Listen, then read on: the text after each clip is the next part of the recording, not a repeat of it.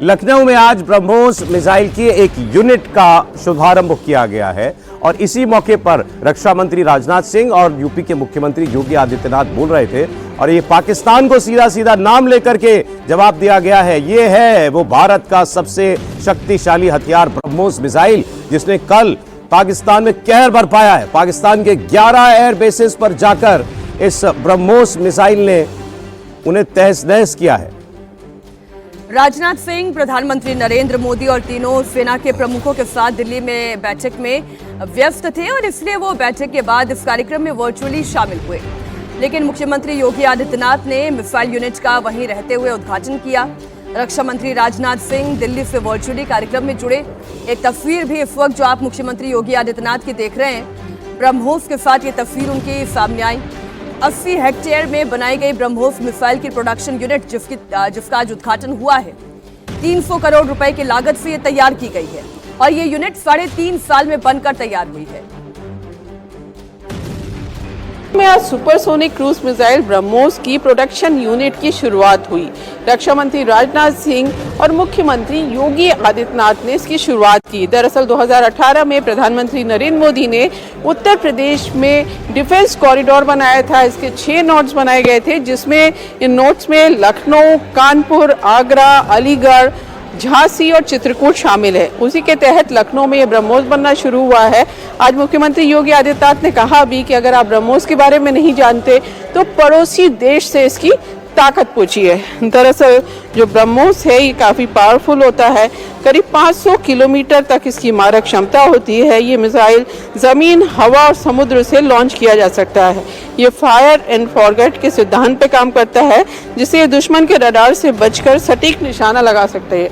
तो काफ़ी ज़्यादा जो आज के हालात हैं उसमें ब्रह्मोस का महत्व और ज़्यादा बढ़ जाता है। और अभी तक लखनऊ में कहा जाता था कि मुस्कुराइए कि आप लखनऊ में हैं, और अब एक मुस्कुराने की और वजह लखनऊ वालों को मिल गई है, वो है ये ब्रह्मोस।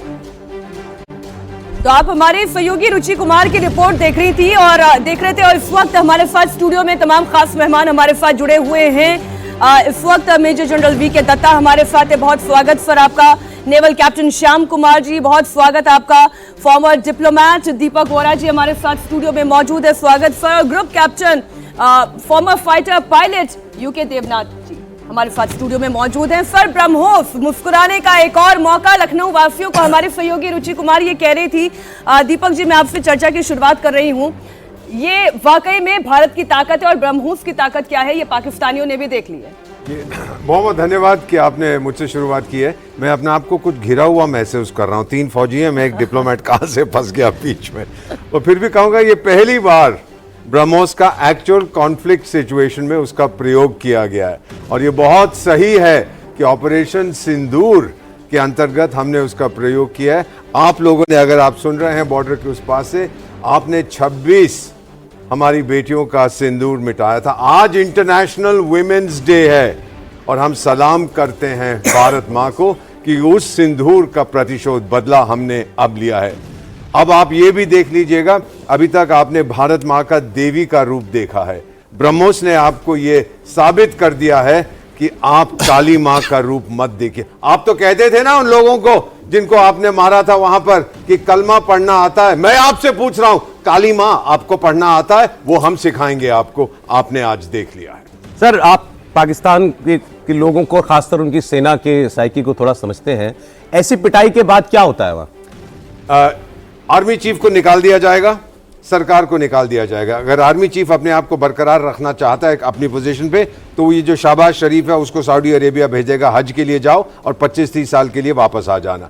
मेरा मानना है सर कि इस वक्त सेना के अंदर फूट पड़ी। मेरे बहुत से दोस्त हैं वहां पर जो पाकिस्तान में रहते, पाकिस्तान से बाहर है लेकिन पाकिस्तानी है, military officers, farmer diplomats etcetera. वो कह रहे हैं कि टोटल कंफ्यूजन। सर, हमारी ताकत जो है भारत की कॉम्प्रिहेंसिव नेशनल पावर, उसका आधार होता है टोटल कॉन्फिडेंस, और आप पाकिस्तान की जो कमजोरी है उसका आधार है टोटल कंफ्यूजन। तो फौज में भी जो बताया गया था कि एक पाकिस्तानी सिपाही 10 लाख हिंदुस्तानी सिपाहियों को मार दे, हमेशा से ये चूरन उनको खिलाया गया। आज उनकी फौज भी कह रही है ये क्या हो गया, आप तो बड़ी बड़ी डिंगे मारते थे। और आसिम मुनीर है कहां पर? आपका जो प्रधानमंत्री है हम सर मैं एक चीज आपको बताऊं, गिव मी 15 please. सेकंड्स मोर। देखिए हमारी आबादी जितनी भी हो, 1000 भारतवासियों से आप पूछेंगे प्रधानमंत्री कौन है, 1000 के 1000 बोल देंगे नरेंद्र मोदी है। 1000 से पूछिए भारत का army chief, navy chief, air force chief कौन है, शायद कोई नहीं बता पाएगा, क्योंकि ये अपना काम करते, वो भी ये नहीं बता पाएंगे कि डिप्लोमेट दीपक वोरा कौन है। बिल्कुल सही है, लेकिन वहां पर उनका प्रधानमंत्री भाषण देता है क्योंकि कोई फौजी उसके पीछे बंदूक लेके खड़ा है, तो वो कहता है ओ आर्मी चीफ मुल्ला मुनीर, बहुत बहुत धन्यवाद मुल्ला मुनीर। क्यों नाम लेते हो इन लोगों की? अनोनिमस नहीं है क्या? डरते हो इन लोगों से? आपने ये एक्सपोज कर दिया है। आप कहते हैं ना non state actors, you are a non state. Pakistani के जो लोग सुन रहे हो मेरी बात, मुझे आपसे कोई दुश्मनी नहीं है, मैं सिर्फ आपको ये कहना चाहता हूं, अगर आप अपने देश को बचाना चाहते हैं, जो खत्म होने वाला है, बलूचिस्तान में आप देख रहे हैं, खैबर पख्तूनख्वा में, अपनी फौज को उठा के अरब समुंदर में फेंक दीजिएगा।